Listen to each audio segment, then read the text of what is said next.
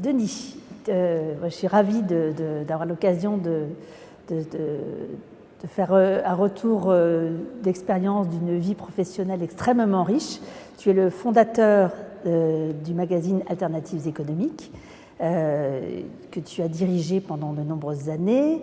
Tu es également très engagé auprès de la Fédération des acteurs de la solidarité, ex-FNARS, en tant que bénévole aujourd'hui, et tu as consacré une très grande partie de ta vie professionnelle à ausculter les inégalités, le phénomène de travailleurs pauvres, l'emploi et le travail.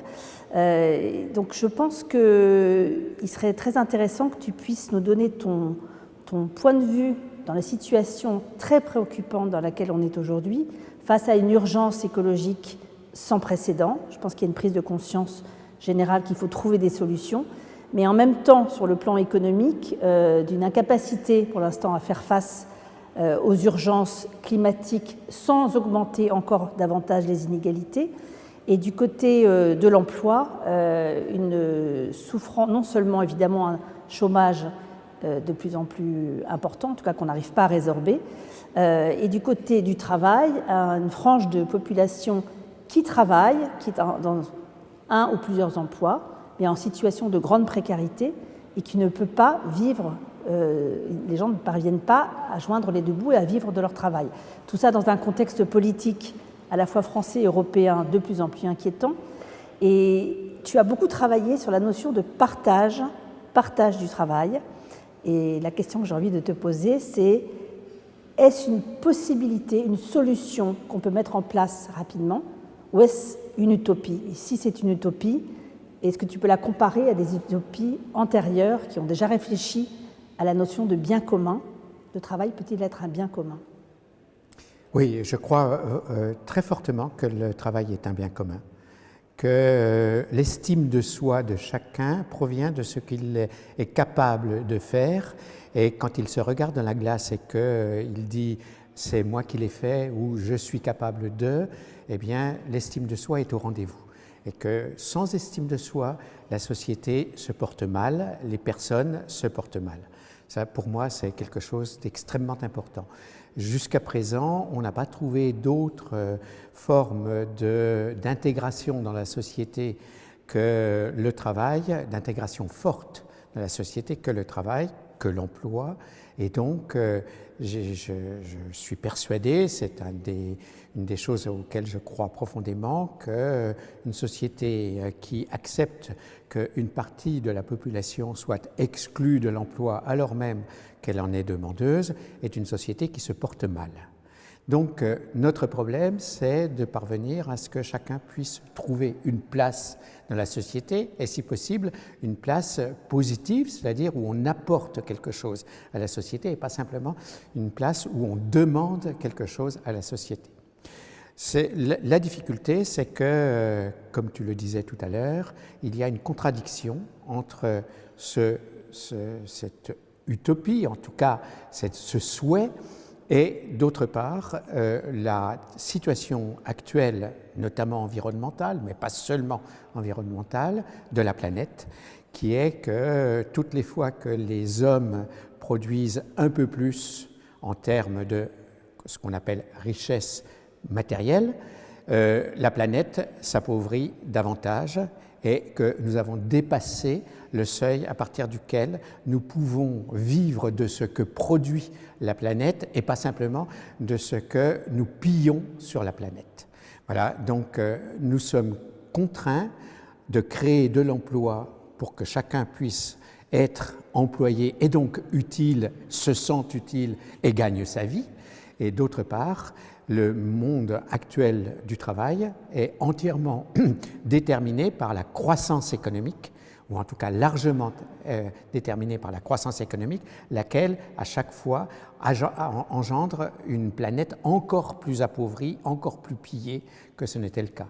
Donc voilà mon problème. La solution, la seule à laquelle, me semble-t-il, on peut penser, c'est de partager l'emploi, partager les ressources que l'on extrait, que l'on utilise à partir de ce que la nature nous offre, et de partager enfin les revenus issus et de ce travail et de ces ressources.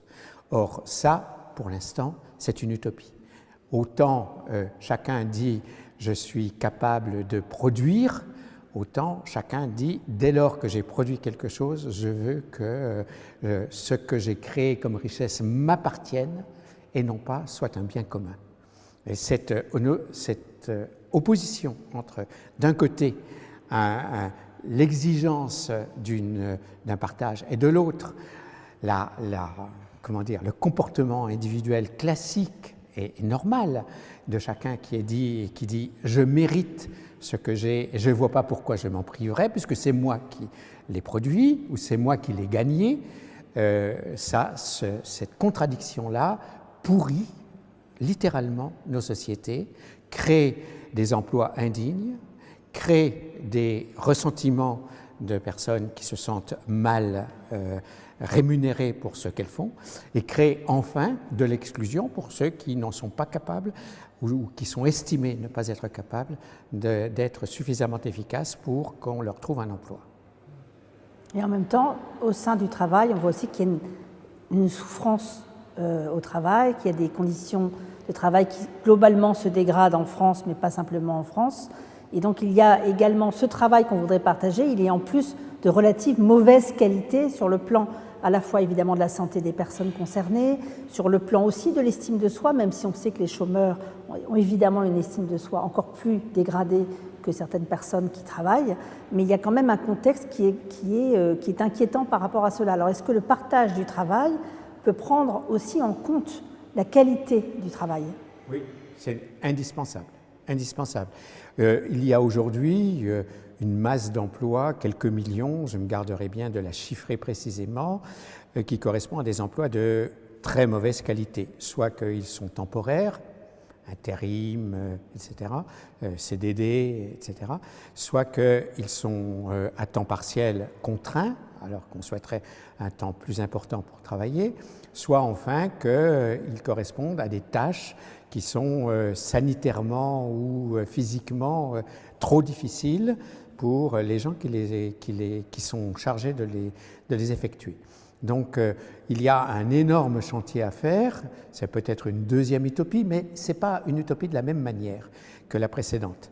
L'utopie précédente, c'était convaincre chacun et chacune des humains de faire en sorte qu'il y ait non pas une égalité parfaite, mais une capacité à vivre, produire, travailler dignement pour soi et pour sa famille.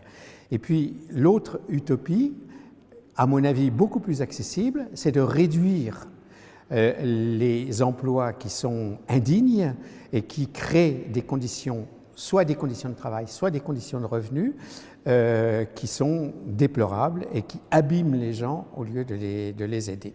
Là-dessus, la société a fait quand même d'énormes pas en avant. J'ose pas dire le terme, je n'aime pas trop le terme de progrès parce qu'au fond, il signifierait que plus on avance, mieux c'est.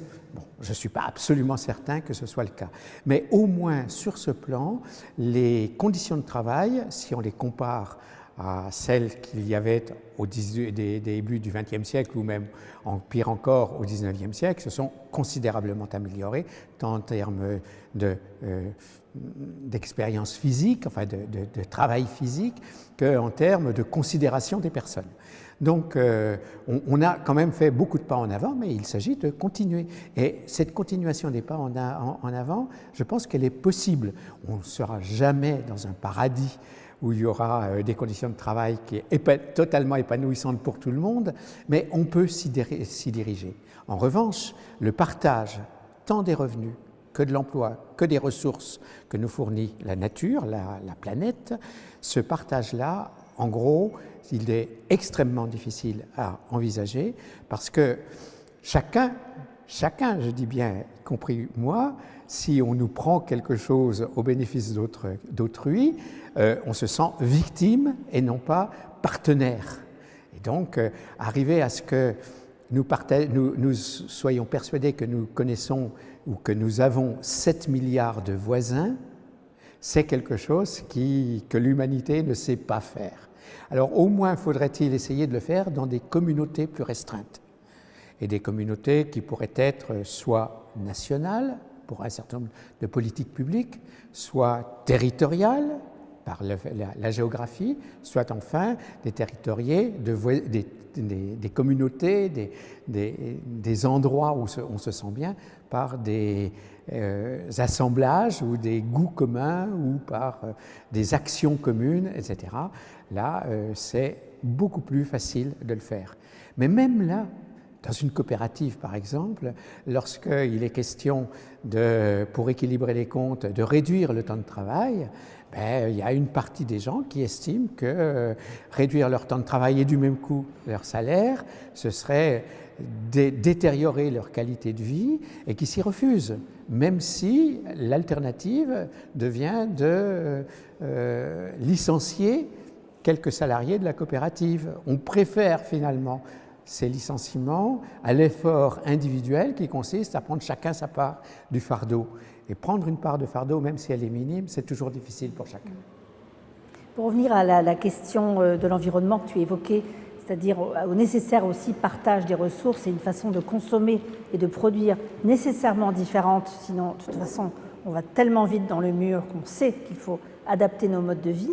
Est-ce qu'il n'y a pas une combinaison possible, je dirais presque une opportunité, avec des gros guillemets, de cette urgence climatique pour repenser différemment, notamment les finalités de l'économie et, in fine, les finalités de la société.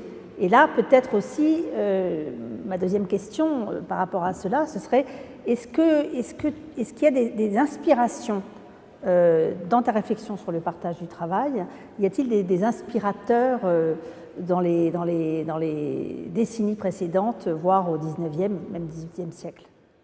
Oui, bien sûr, il y a des inspirateurs. Il y a toujours eu dans nos sociétés, et sans doute dans des sociétés antérieures que je ne connais pas bien, des gens qui ont été des témoins, mais aussi des phares, nous disant « cela est possible ». Les utopistes se sont souvent cassés la figure, mais Jean-Baptiste André Godin montre, à travers le Familistère par exemple, ce chef d'entreprise, d'une très grande entreprise qui comptait à un moment donné plus d'1 millier d'ouvriers, il a su montrer qu'il était possible de créer ensemble un cadre de vie bénéfique à tous. Bon. Mais il faut bien prendre conscience que d'abord c'est limité dans le temps, mais aussi que il y avait là un ensemble de conditions qui ont permis de réaliser cela. Ce n'est pas la seule expérience. Il y a tout plein d'expériences qui se sont créées, qui ont été initiées par exemple, des syndicalistes permettant de partager mieux le travail.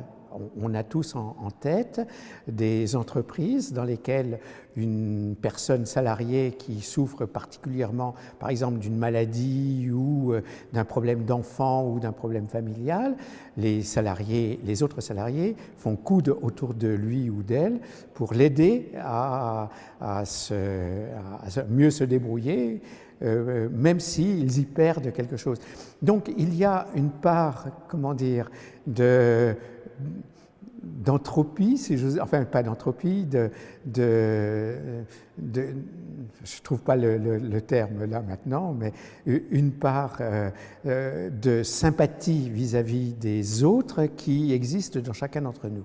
Notre problème, c'est de faire en sorte que cette part de sympathie, cette part d'amitié spontanée qui se crée entre des personnes puisse se nouer, prendre corps, y compris dans les entreprises, puisque c'est dans les entreprises que se partage le travail, que peut se partager le travail. Or, dans un système de type capitaliste où, au fond, ce qui compte, c'est le profit, le partage du travail, ça veut dire aussi que les bénéfices de l'entreprise doivent être utilisés, s'ils existent, hein, bien sûr, pour favoriser ce partage du travail, que ce ne soit pas uniquement les salariés qui soient les porteurs de ce petit fardeau, mais un fardeau qui va alléger le fardeau de l'ensemble de la société. Et aujourd'hui, on en est très loin. Il y a quand même quelques entreprises qui font des efforts. Donc, je ne suis pas désespéré.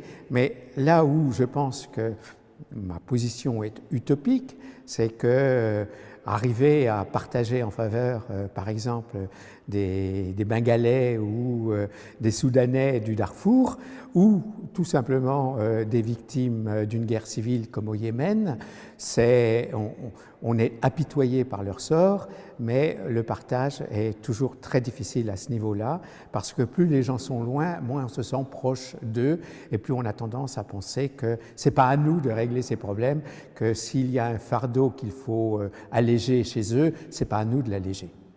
Je vais revenir sur la notion de bien commun.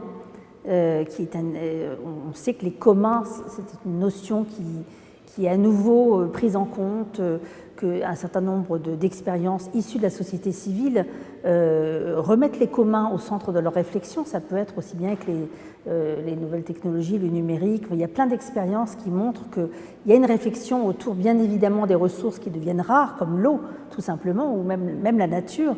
Et comment est-ce qu'on pourrait inclure le travail? C'est en gros la nécessité donnée à chaque personne de pouvoir vivre dignement. Comment est-ce que ça pourrait... je cherche un peu des solutions, Denis, là, que tu as peut-être en tête. Quelques pistes. Non, je n'ai pas de piste en tête. Je ne suis pas un penseur de l'utopie. C'est-à-dire que j'essaye de faire en sorte que la société avance vers davantage de justice sociale, donc qu'il y ait moins d'exclus, que les salaires soient moins inégaux, que les prélèvements sur la nature ne soient pas excessifs, enfin, etc., bien d'autres causes.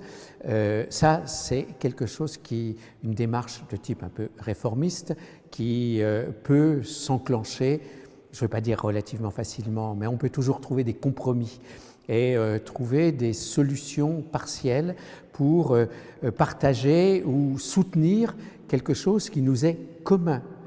La nature, l'environnement, mais également la paix, la qualité de l'air, tout ça, ce sont des biens communs. Et nous avons tous intérêt à ce qu'ils s'améliorent plutôt qu'ils ne se détériorent.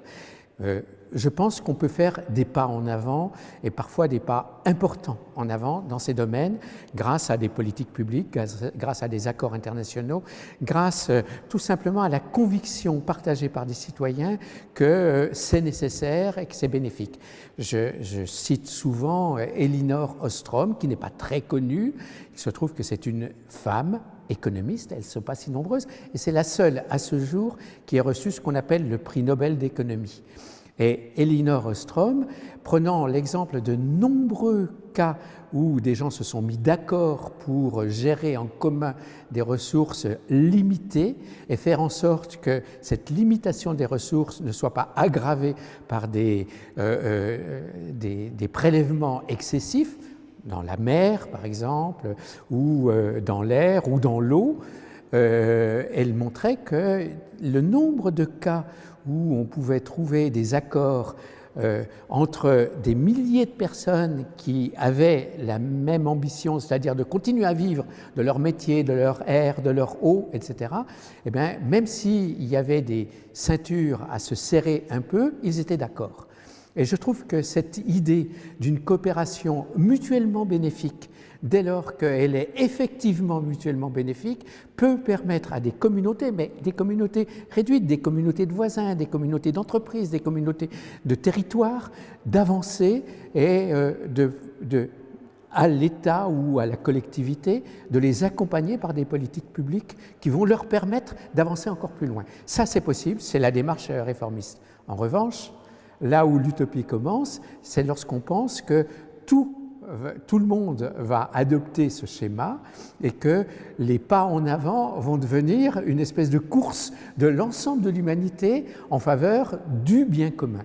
Nous en sommes très très loin. Je ne suis pas certain que l'humanité qui jusqu'à présent n'a cessé de se déchirer en guerre, en conflit, en montrant qui est le plus fort, etc., accueille avec sagesse une nouvelle ère qui consisterait à mettre la paix comme bien commun essentiel à respecter par tous et qu'on le respecte effectivement. Je suis sûr que nous sommes encore très loin de cela. Mais peut-être qu'on y arrivera. Ouais, qui sait, il y a des utopistes qui ont réussi dans leurs utopies. Je citais tout à l'heure Jean-Baptiste André Gaudin, mais il y en a d'autres, c'est des petites utopies.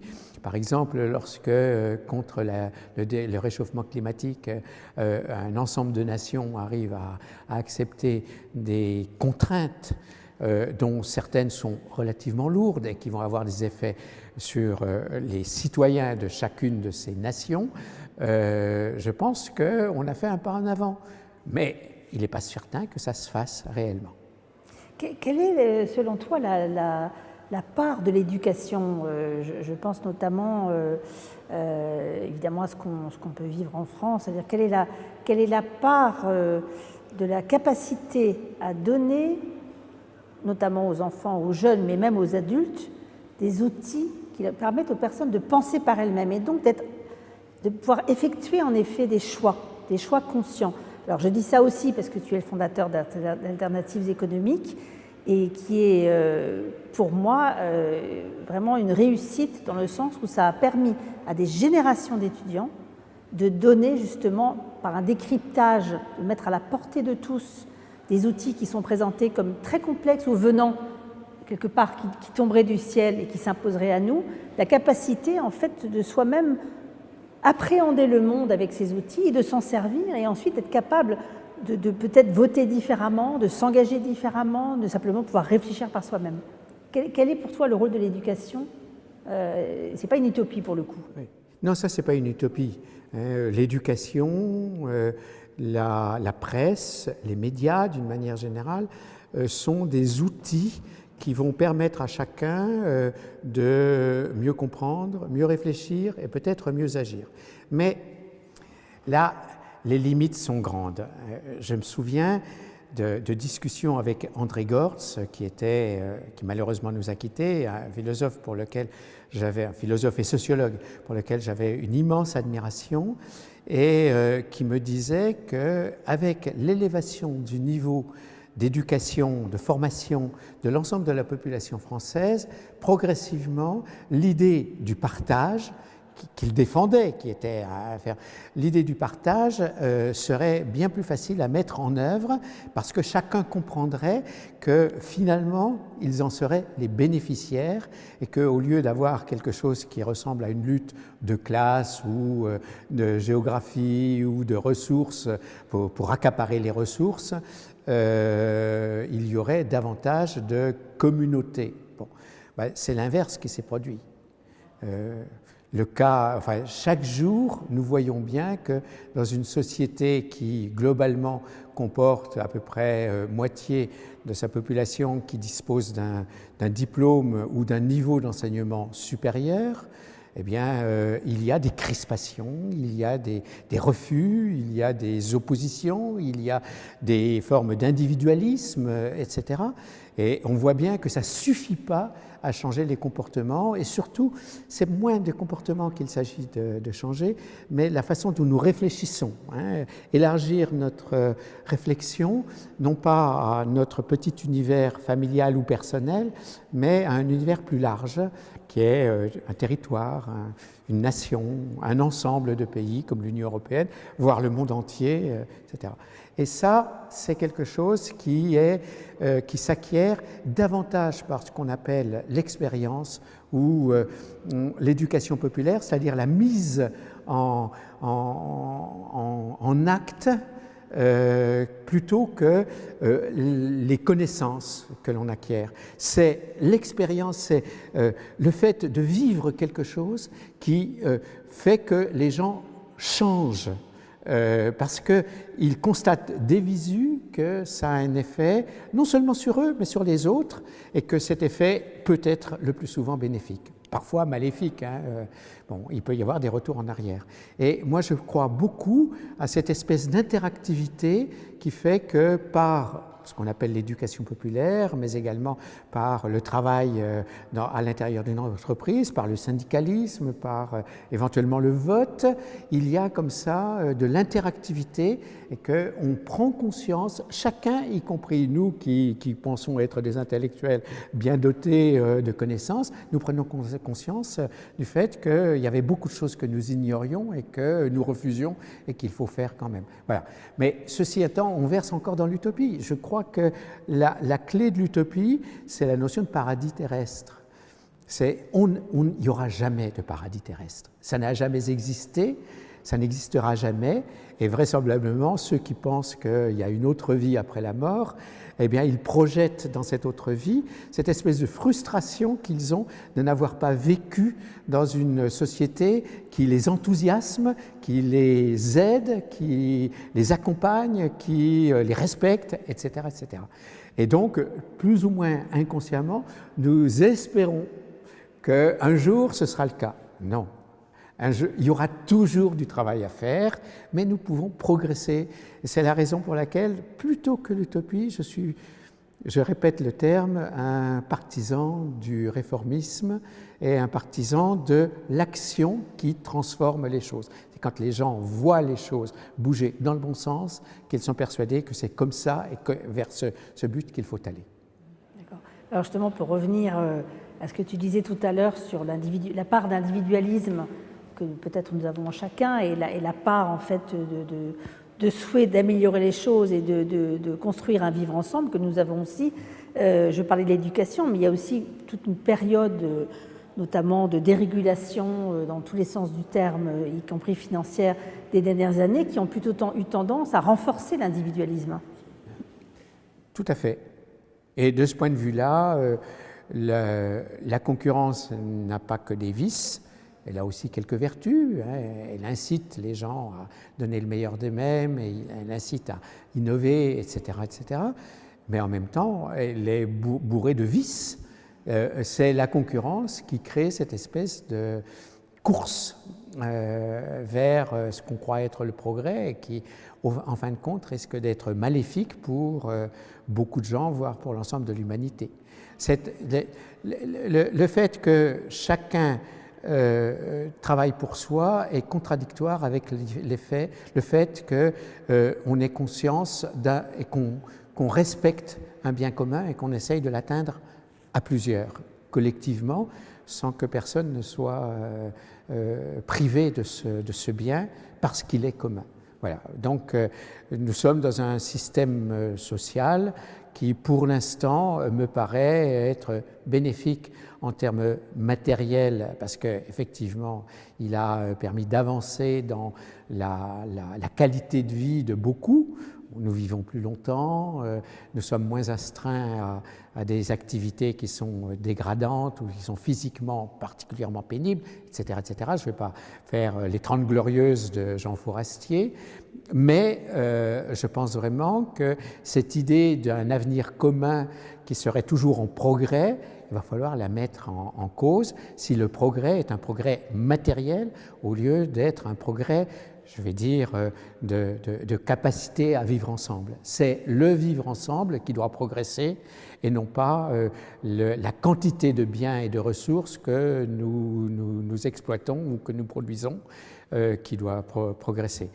Bon, mais nous en sommes très très loin. Quand je prends un journal quotidien économique que je ne citerai pas, mais il n'en existe qu'un en France, donc chacun pensera à celui-là, eh bien je suis sidéré de voir que numéro après numéro, et ceci 5 fois par semaine, on nous parle de la diminution de la croissance comme un drame et de l'augmentation de la croissance comme un bien. Je pense qu'il va falloir changer de logiciel, que ça, c'est loin d'être fait, même si, à l'intérieur de ce même quotidien, des gens disent des tas de choses intéressantes sur la dégradation de la planète à cause de la croissance économique ou sur le fait qu'on peut lutter contre l'exclusion en ayant des politiques publiques financées par des prélèvements obligatoires sur tout le monde. Voilà. Donc, il y a à l'intérieur de nos publications, peut-être moins alternatives économiques que dans d'autres, des contradictions qui sont loin d'être levées et qu'il va nous falloir progressivement parvenir à faire évoluer pour trouver des solutions bénéfiques plutôt que contradictoires. Oui, tout à fait. Alors justement, ce que je disais tout à l'heure sur peut-être l'effet d'opportunité que nous pouvons avoir de réexaminer les contraintes écologiques qui sont vraiment tellement graves, la situation est tellement inquiétante qu'il faut trouver des solutions et vite. Et du coup, est-ce que ce n'est pas l'occasion aussi de mêler les deux, c'est-à-dire de mêler parce que des politiques ou des choix qui vont être faits sans prendre en compte la nécessaire réduction des inégalités, on sait très bien qu'on va dans le mur. Oui. Mais de plus en plus de gens sont conscients de cela. De plus en plus de gens sont conscients.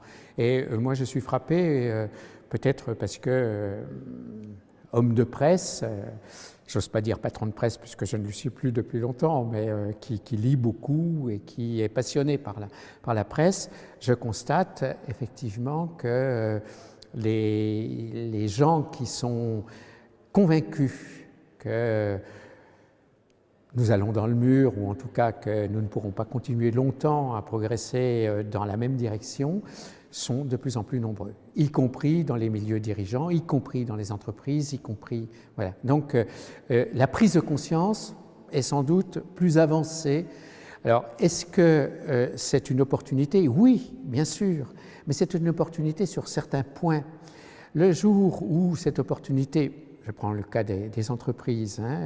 Le jour où cette opportunité se traduira par moins de bénéfices pour certaines entreprises ou par la prise de conscience qu'il faut travailler moins pour que tout le monde puisse travailler s'il le souhaite, etc., etc., cette prise de conscience-là risque d'être, de tomber en miettes.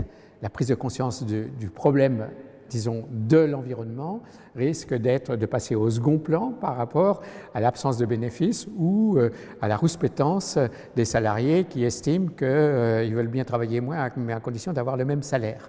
Donc, on voit bien qu'il y a des contradictions, là encore, à lever. Parfois, il y a des esquisses de solutions qui se profilent à l'horizon, mais c'est quand même rare. Nous avons énormément de chemin à parcourir. Et tant que nous ne l'avons pas parcouru, c'est toujours une utopie. Est-ce que nous y arriverons suffisamment pour que chacun puisse avoir un emploi décent, mais en même temps que la planète ne se porte pas plus mal, et si possible mieux qu'elle ne se porte actuellement? Ça, c'est une interrogation que je ne suis pas capable de lever. Merci beaucoup, Denis.